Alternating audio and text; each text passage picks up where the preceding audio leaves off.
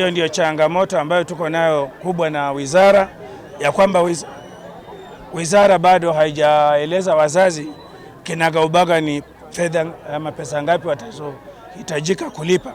Kwingine tunaambiwa kwamba itakuwa ni zaidi ya shilingi 54,000 na kadhalika, na hizo ni pesa nyingi sana kwa wazazi, kwa sababu serikali ilikuwa hapo nyuma ikigharimia kiwango kikubwa cha fedha.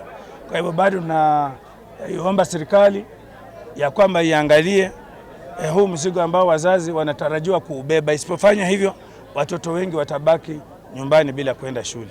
Katika eneo bunge la Matayos, naweza kuambia wakazi wa eneo hili ya kwamba tumejitayarisha vilivyo, na ripoti ambazo napata na walimu ni kwamba wako na vifaa na madarasa ya kutosha kuchukua hawa wanafunzi wa grade ya 10 mwakani.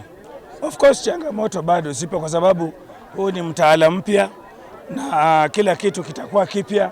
Tunatarajia kwamba kutakuwa na changamoto, lakini upande wa vifaa kama madarasa tuko nayo ya kutosha.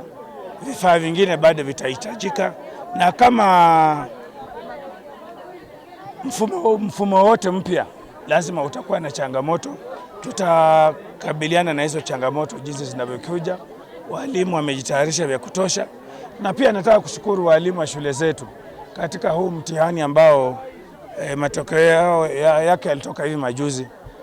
Walijisatiri na watoto wengi walipata alama za expectation, na wengine inaitwaje, exceeding expectation. Nashukuru sana walimu na wazazi kwa kufanyia pamoja, na natarajia matokeo mazuri zaidi siku za mbeleni.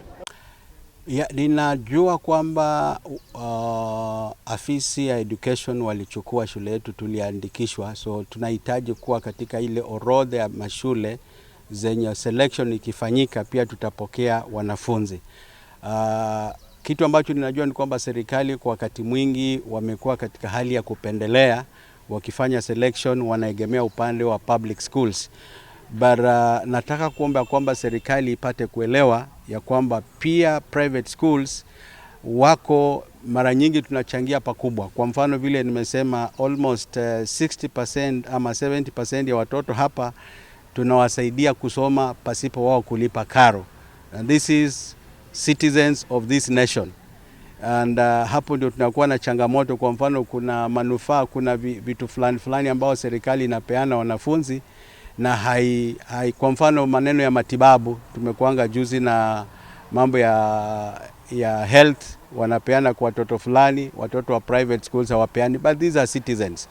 So ningeomba kwamba wakati wanapofanya selection, let all schools be also considered equally, kwa sababu tunahitaji kupata watoto from different areas ambapo pia tutaweza kuwasaidia, kwa sababu kuna wale watoto ambao sasa hivi wanahitaji waende national school. So we are going to also accept and support them to go to the national school, but we are also expecting people, because our level here should be extra county. So we are expecting the government also to be able to select students and have them admitted in this school.